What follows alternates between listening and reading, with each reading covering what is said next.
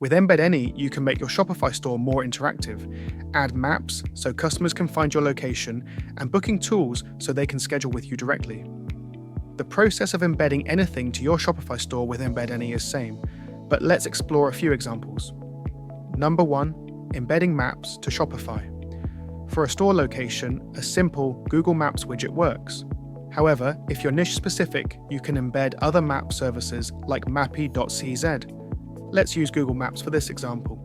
Find your store's location in Google Maps, click on the Share button and copy the link. Return to the Shopify theme editor and paste it where you want it to appear.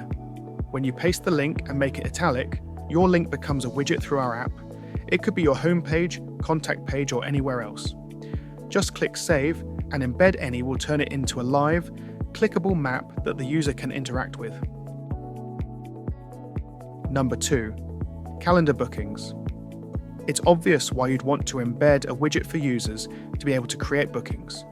This can be Calendly, Google Calendar, or other supported booking platforms. The process is same. Copy the link of your booking and paste it on your store. Make the link italic and save. With a working widget, customers can book consultations, demos, or events without leaving your site.